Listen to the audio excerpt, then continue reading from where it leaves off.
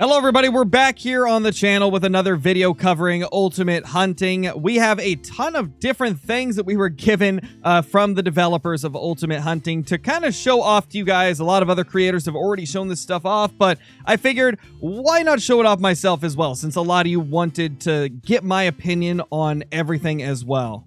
So first up, what we have right here is the list of animals for the Africa Reserve. The South Africa Reserve is going to have a lot of animals on it, so let's get kind of into all of it right now.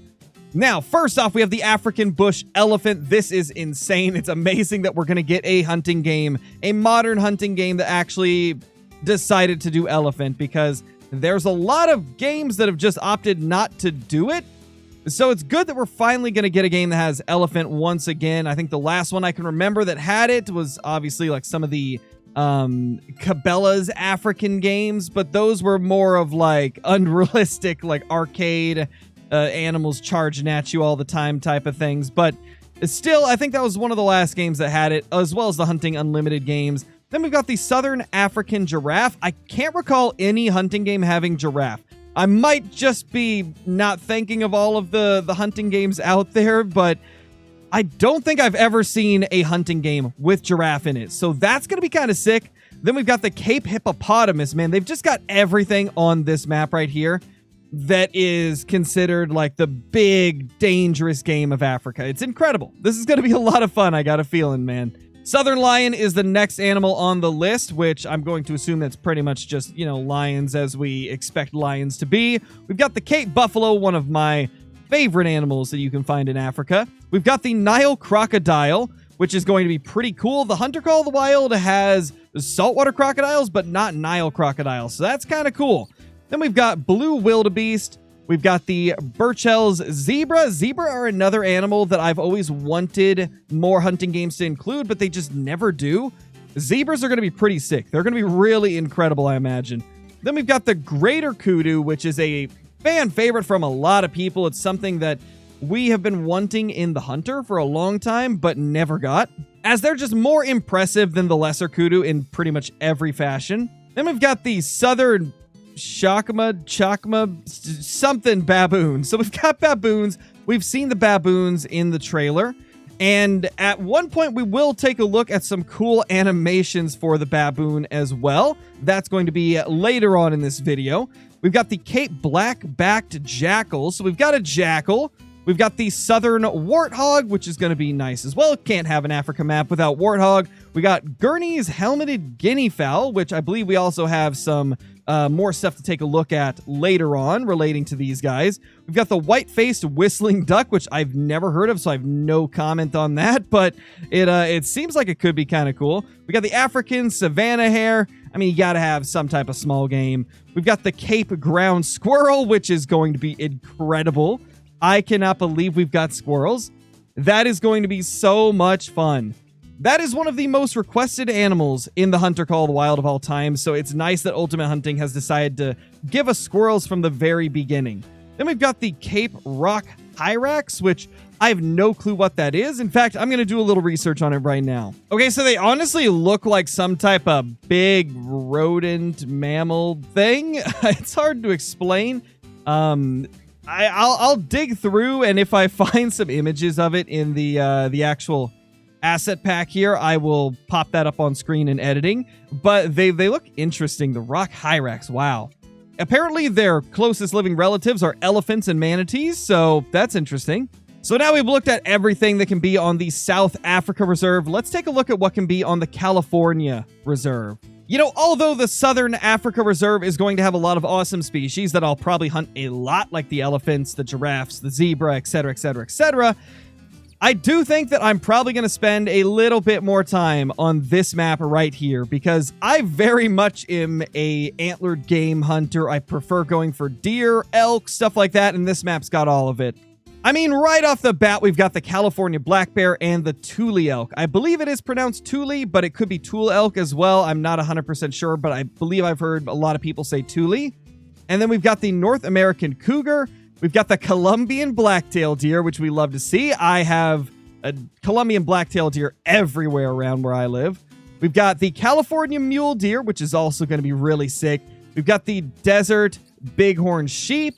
We've got the wild boar, the pronghorn, the American badger, California raccoon, the Rio Grande turkey, and we've got the ring-necked pheasant, the snowshoe hare, western crow. We're going to be able to hunt crows. Scarecrow can finally scare some crows, man. This is going to be awesome. That's going to be cool. We've got the mallard, the wood duck, which is something so many people have requested for the hunter, and it's just never been something that we've got.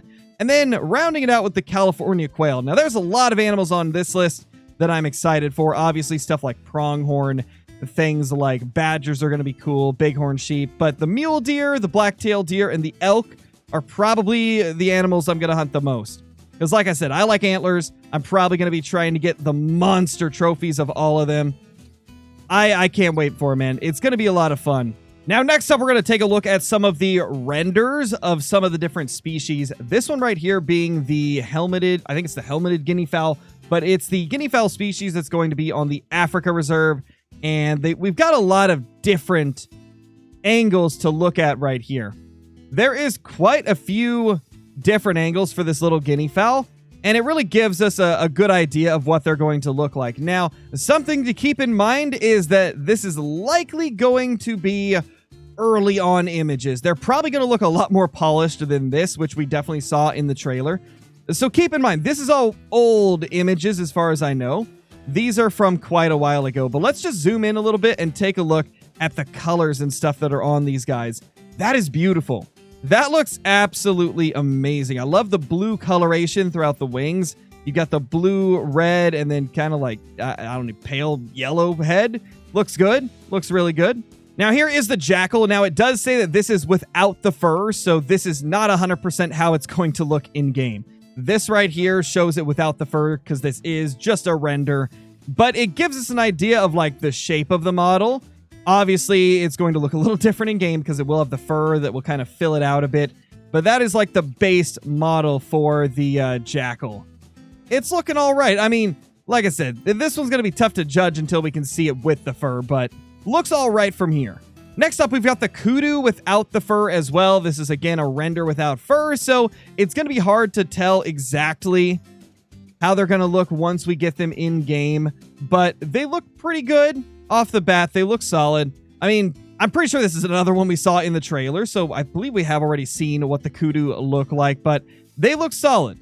Now, this is the render of the pronghorn without the fur. This is apparently the pronghorn fawn, and then we've got the female pronghorn as well as the male pronghorn, which I gotta say, these male pronghorn actually look really good. Look at those horns. Now, I don't know if they're gonna have like more jaggedness to them or roughness to them because these look a little smooth, but hey, you know what? I assume that this is just going to be another case of this being an early image, so they're probably going to have more detail on the horns when they actually release the game. As we go on in here, we've got some other stuff as well. This is the, I believe, sculpture of the pronghorn, it says. So we kind of get to see what a super early look at it is, which is kind of cool to see. Then next up, we have basically the entire family of pronghorns side by side. We've got the baby ones. We've got the female and the male. Again, these are renders, so it's not going to have the fur and stuff. And there it is. That is the rock hyrax. So this is what I was talking about earlier, how I didn't really know what they were, and I had to look them up. That is such an interesting creature. The rock hyrax is going to be very interesting, to say the least. And the final render we have to look at is the warthog. This is looking pretty solid. I mean, it honestly looks very similar to the Hunter Call of the Wild's warthog. I don't see too much difference. That's the little piglet, though. That's adorable. That's adorable. Kind of ugly, but adorable at the same time. And then this one's title is Warthog Texture. We got Warthog Texture again. So these are just like different variations of the ones we just saw. Next up, we're going to take a look at the different animations for a few of the animals. This first one is going to be the baboon. Now, apparently, this is going to be the spine shot animation. Now, I'm kind of curious if every single animal is going to have a different animation for getting shot in the spine. I mean, that is just a brutal animation.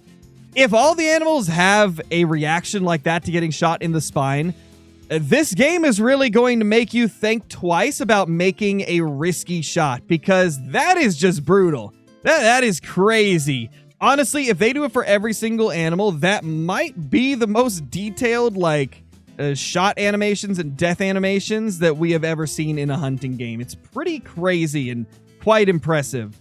The next one that we have is of the crocodile running. So this is just a short little clip here. It doesn't show too much. It's just the running animation for the crocodile, but it does look quite good. Now we've got the crocodile idle to sleep animation. So essentially when it goes from kind of just like wandering around a little bit to sleeping. So that's another one that looks quite cool, but there's really not too much to go off of there. Now this one is the running animation for the kudu. And this is like a 33-second long clip, so it shows like a lot of different angles of the kudu running, which is nice. I really like that. It shows a lot of detail in the run. Overall, again, I'm impressed with the animations of it. All we can hope for is that it's the same in-game or better when we actually get a hold of it. Because obviously, I like to keep myself cautiously optimistic about any new game that hasn't actually been released that we haven't got a chance to play, but from what we see here, it doesn't look too bad. Now this is of the pronghorn snorting. It's just a super quick clip that really we'll play it over a few times. It's just the snorting animation for a pronghorn. And then the final one is the walking animation from the pronghorn, which again, it's a very short clip, but it just shows you what they look like when they're walking. Now it's time to take a look at all of the different weapons in the game. So this right here is the KP2, the Awahali KP2. Looks pretty good. I assume that this is probably one of the larger rifles. I don't know if this is the 700 Nitro or not. I think it might be, but there's another image later on labeled 700 Nitro.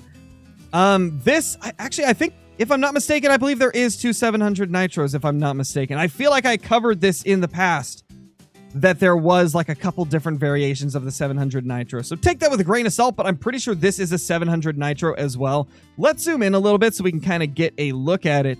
Honestly, it looks really nice. You got the butt pad, which looks quite good. You've got the double triggers. You've got the double barrel kind of slightly opened up. Break action rifles are quite cool, and you know, we don't really have any of them in the Hunter Call of the Wild that are double barrel break actions. We've got like the single shot break actions, but as far as I can recall, we don't have any double barrel break action rifles, only shotguns. Side-by-side rifles are not really something you see too often, so it's really cool that we're going to get one in Ultimate Hunting. Next up, we're taking a look at the 416 Rigby Cape Sleeper. Oh man, this is going to be an awesome rifle. 416 is probably one of my most requested calibers in the Hunter Call of the Wild. I have always wanted them to add this rifle in, so it's so nice to see that we're getting a 416 in Ultimate Hunting. Now, something else I do want to mention is, as far as I know, every single one of these rifles is going to have multiple calibers that you can select for it. So this right here is the 416 version of this rifle, but there will be most likely other calibers that you can exchange out with these rifles. I know for a fact that there's like at least a few rifles that you can swap the calibers out on, but I don't know if it's every single rifle. I assume some of the bigger rifles like the 700 Nitro may only be for 700 Nitro or similar size rounds, but some of the rifles will have the capabilities of swapping out the calibers. But man, that is just beautiful. That is absolutely beautiful. I absolutely love this. This is such a cool looking rifle. It's just beautiful. It honestly kind of reminds me of one of the rifles I own IRL. Also, I could be completely wrong, but I'm almost positive that this scope that's on it is modeled after the SIG Tango 6T 1-6 rifle scope, which is a really amazing scope. So if we've got a replica of that or something that's at least based on it, that'd be sick. Now, there's a lot of scopes that look similar to that one that I just mentioned, so it could be like modeled after one of the other ones, but it looks a lot like a SIG Tango 6T. Now, this right here is an engraved version of that same 416 rifle we just saw. This one is engraved without the scope. Let's zoom in a little bit because we got to get a close look at that. Look at the Cape Buffalo in the side of the rifle. Absolutely beautiful. The engravings in this are just crazy. You can see there's also engraving in the metal. It's kind of hard to see from this angle, though. Let's see what this one shows. Yeah, we're not going to be able to see the engravings in the metal very well, but we definitely see it in the side of the stock, and it looks great. Now, this right here is the Jagerson Model 350. So, does that mean, is that just like the model number, or is that like 350 Legend? I don't remember every single caliber that is in the game. We're most likely going to look at like ammunition and stuff like that in a different video. Otherwise, this video would just be like a 40-minute video. But there's a lot of other things to look at, so let me know in the comments down below if you want me to look at all of the other stuff that we don't look at in this video. But this is another nice looking rifle. Obviously, this is a much more modern rifle, so it's going to have quite a different look from the ones that we just saw. But this is your like typical synthetic stock. Looks really good, and yeah, that scope, that really looks like it's modeled after the Tango 60. That's cool. That's a sick little scope. I mean, I guess it could be also modeled after an EOTech Voodoo, but those are a little bit different on like the back end of the scope, so I don't think it's a Voodoo. But it's cool regardless. And this is just the exact same rifle, but with no scope mounted on it, so we can kind of zoom in on like the sights and stuff. It looks like it's going to be, we got the back sight right there. We've got the front sight further up. Looks like it'll probably be pretty solid sights. I like how they got the like red tritium at the front. That's nice. They got the green tritium sights in the back. Super cool. Now this is the Woodmaster K5 bolt action rifle. This one looks a little bit more standard. Nothing too like crazy about it. Doesn't mention any calibers in here that it can have, but I assume that it'll probably have a variety because it doesn't mention the caliber name. Next, we have the Harpy crossbow, which is looking really good. You know, crossbows always look fantastic in pretty much every hunting game we get them in. Way of the Hunter has a fantastic looking crossbow. The Hunter Call of the Wild has a good looking one as well. This might be one of the better crossbow models I've seen for a hunting game, though. This is a good looking crossbow. This right here is the Cruiser Deluxe semi-automatic rifle. This is incredible looking. Like, I just can't believe how nice this rifle looks. It's a beauty of a rifle. You got like the blued metal right there. You've got the what type of stock is that? It almost kind of looks like a walnut stock. I don't know. It's a good looking stock though, regardless. And it honestly kind of reminds me of the 6.5 Blazer rifle from the Hunter Classic. It's got a very similar like shape and design on the like a chamber trigger hammer area. Like it looks good.